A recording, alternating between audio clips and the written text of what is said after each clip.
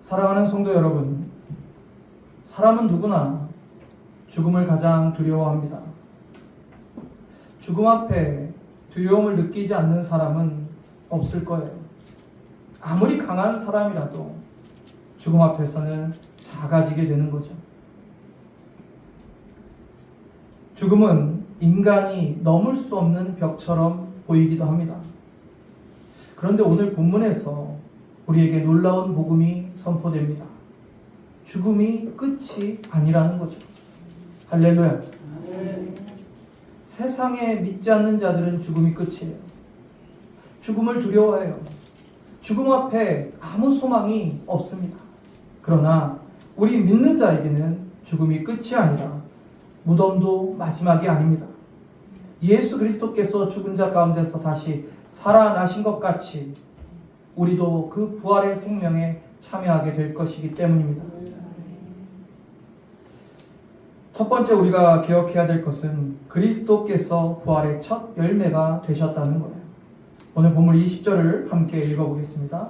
그러나 이제 그리스도께서 죽은 자 가운데서 다시 살아나사 잠자는 자들의 첫 열매가 되셨도다. 아멘.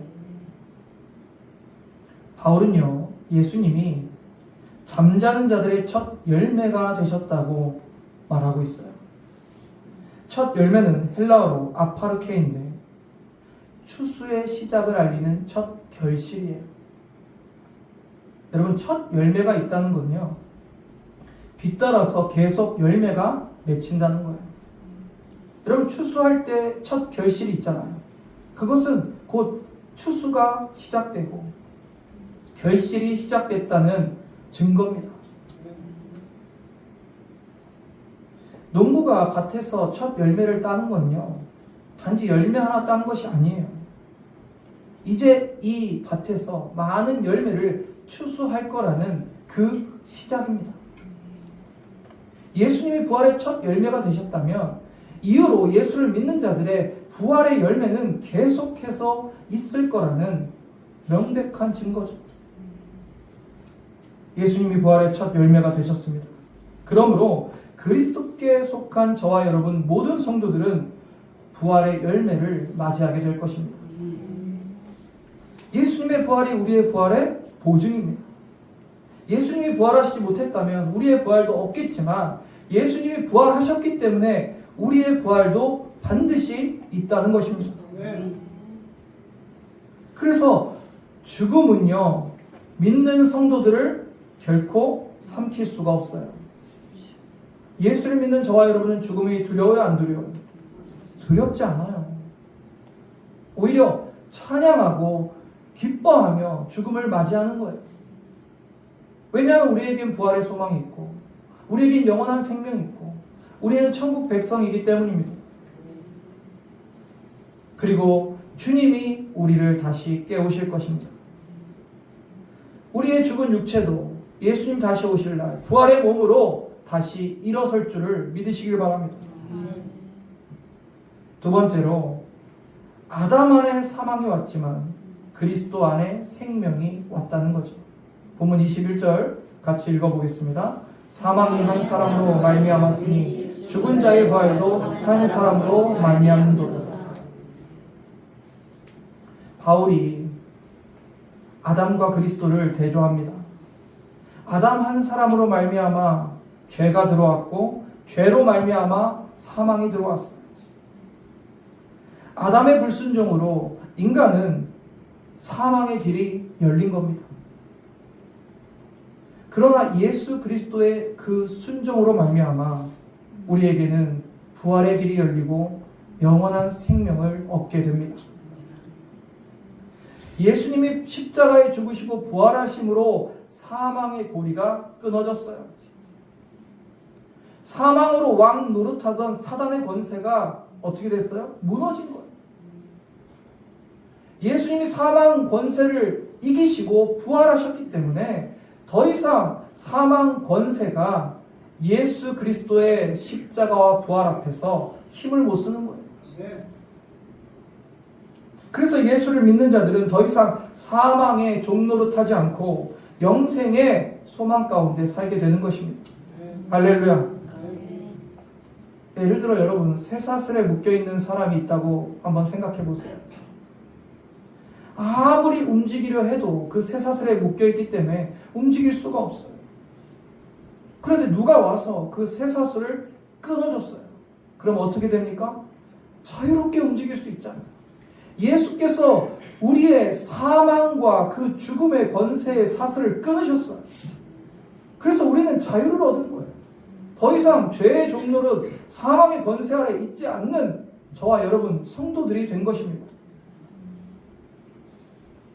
예수님의 부활은 바로 그런 사건이에요. 도저히 우리 힘으로 해결할 수도 끊을 수도 없던 그 죄와 사망의 사슬을 주님께서 끊으신 것입니다. 그러므로 그리스도 안에 있는 사람은 죽음을 두려워할 필요가 없어요. 여러분, 죽음에서 자유하시기를 바랍니다. 예수님은 죽음을 잔다라고 표현해요. 죽음은 끝이 아니라는 거죠. 예수님이 잠자는 성도들을 반드시 다시 부활하여 다시 일으켜 세우실 거라는 약속입니다. 물론 우리가 이 땅에서 육신의 죽음은 경험할 거예요. 그렇지만 죽음이 끝이라고요? 끝이 아닙니다. 우리 믿는 성도들에게는 죽음은 결코 끝이 아니에요. 그리고 사망을 이기신 예수 그리스도께서 우리를 다시 살리실 것입니다. 세 번째로, 그리스도는 모든 원수를 멸하실 왕이십니다. 우리 본문 24절에서 26절을 보시면, 그 후에는 마지막이니 그가 모든 통치와 모든 권세와 능력을 멸하시고 나라를 아버지 하나님께 바칠 때라. 그가 모든 원수를 그 발 아래에 둘 때까지 반드시 왕 노릇 하시려니 맨 나중에 멸망받을 원수는 사망이니라. 예수님은 이 땅에 오실 때 그분의 신분은 왕이셨어요. 만왕의 왕 예수께서 낮고 낮은 인간의 모습으로 이 땅에 오신 것은 우리의 죄의 문제를 십자가로 해결하시기 위해서, 우리를 구원하시기 위해 이 땅에 오신 것입니다. 그러나 사람들은 왕이신 예수님을 알아보지 못했어요. 오히려 예수님을 십자가에 못 박고 예수님의 제자들조차 예수님을 버리고 다 떠나갔어요. 세상이 보기에는 예수의 십자가가 실패처럼 보입니다. 그러나 그 십자가가 영광이 되는 것은 부활이 있기 때문이에요. 부활이 없었다면 십자가는 저주의 형틀이었을 뿐이겠죠. 그러나 예수님이 부활하심으로 말미암아 십자가는 하나님의 영광이 된 거예요. 그분이 정말 우리를 구원할 자격이 있으신 하나님의 아들임이 부활하심으로 증명된 거예요. 흔들 수 없는 믿음의 증거를 우리에게 주신 거예요. 그리고 그분이 만왕의 왕이심을 분명히 나타내신 것입니다. 세상이 혼란스러워요. 악이 강성해 보이고 죽음의 모든 것을 삼키는 것처럼 보여도 부활하신 예수 그리스도께서 세상을 통치하고 계심을 믿으시길 바랍니다. 25절에 그가 모든 원수를 그 발에 둘 때까지 반드시 왕 노릇 하시리니 말씀하고 있어요. 이것은 예수님의 왕권이 반드시 완성될 거라는 선언이에요. 그리고 마지막에 멸망받을 원수는 누구라고요? 사망이에요. 사망. 지금 우리는 이미와 아직 사이에 있죠. 이미 구원받아 하나님 나라에 살고 있어요. 그러나 아직 하나님의 나라가 완성되진 않았어요. 여전히 이 땅에 있기에 고통도 있고 질병도 있고 눈물도 있을 수 있어요. 그러나 우리는 예수 그리스도의 그 왕권이 완성되고 사랑의 아들의 나라, 그 나라가 완성되는 것을 이미 알고 있어요. 여러분 믿으십니까? 여러분 지금 월드컵 기간인데 이 축구 경기를 볼 때 그 경기가 승리할 거를 이미 알고 본다면 여러분 마음이 어떠겠어요? 편안할 거예요. 결과를 모르니까 막 마음 졸이면서 골을 넣어야 되는데 역전을 해야 되는데 막 이렇게 보잖아요. 근데 승리할 거라는 것을 알고 보면 지고 있더라도 어때요? 마음 편하겠죠. 어차피 이길 건데. 마찬가지로 예수님이 그 나라를 완성하시고 이 땅에 새하늘과 새 땅이 도래하고 최고의 승리가 우리의 것임을 우리가 이미 알고 있다면 이 세상의 인생 가운데 때로는 눈물 나고 때로는 고통스럽고 때로는 내 마음이 힘들더라도 결과를 알잖아요. 내가 끝까지 믿음을 지키고 내가 끝까지 주님을 따르면 그 승리가 나의 승리가 되는 것을 우리가 아니까 눈물 나는 순간에도 우리는 감사할 수 있어요. 고통 가운데서도 하나님을 찬양할 수 있는 거예요. 현실만 보면 낙심할 일이 많아요. 괴로운 일도 있어요. 그러나 여러분 결과를 아시지 않습니까? 우리는 결과를 알아요. 예수님이 다시 오실 것입니다. 모든 원수를 그 발 아래 두실 거예요. 다시는 사망도 눈물도 아픔도 없는 그 나라 안에서 우린 영원히 살아갈 겁니다.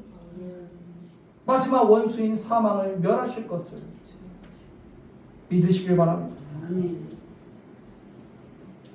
구속의 역사가 완성되고 모든 눈물이 그치고 죽음이 사라지고 하나님 나라가 완성될 것입니다.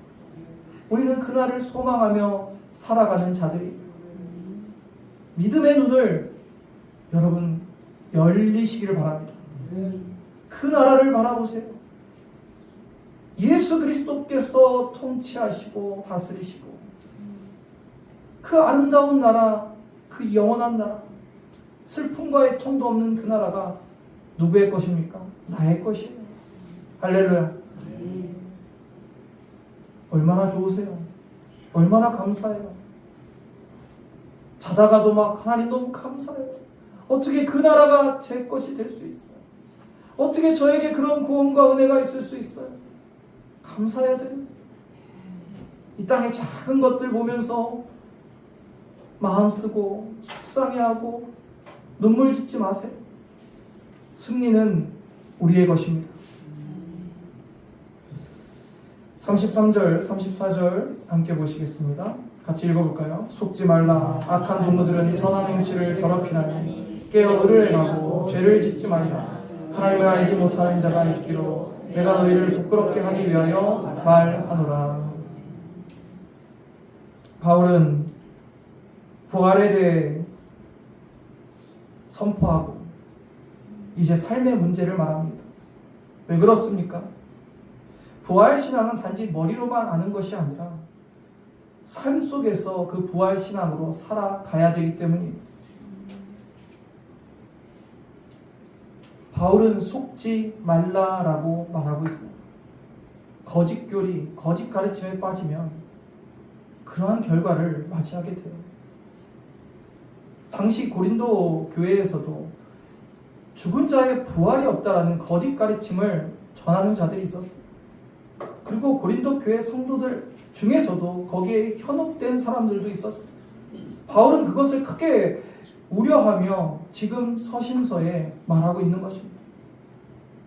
이 악한 동무들이라는 것은 세상의 불신자들을 말하는 것이 아니라 교회 안에서 거짓 가르침, 부활이 없다라고 말하는 자들에 대해서 경계하라는 거예요.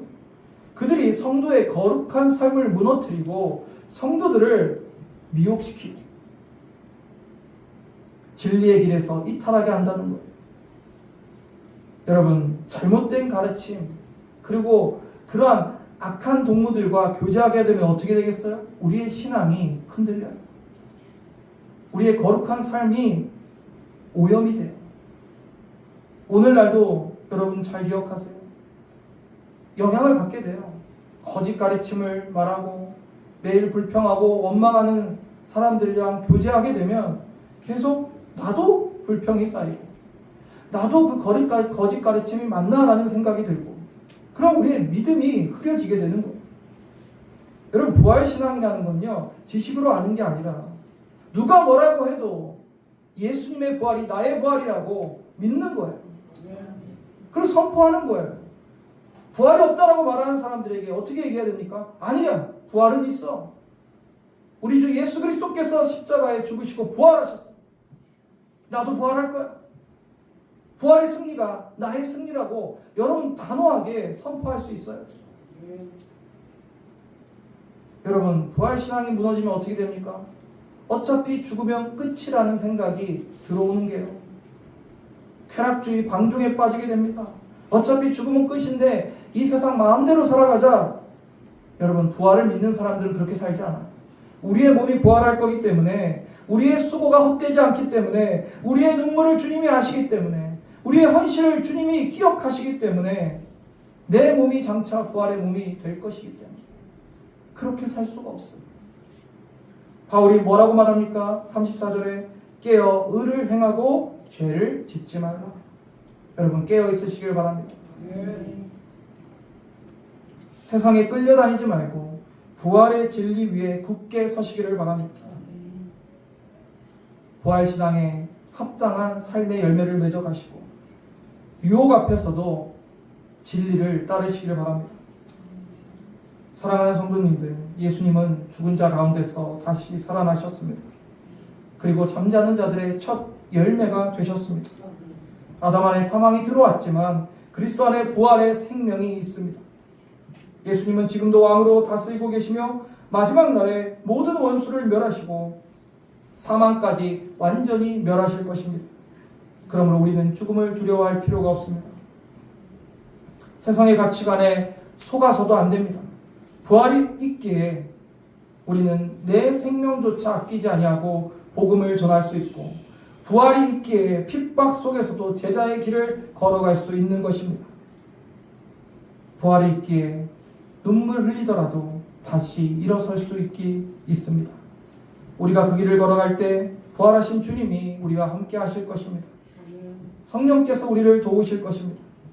부활 생명을 소유한 성도답게, 부활의 신앙을 소유한 합당한 믿음의 삶을 살아가시기를 주님의 이름으로 축원합니다.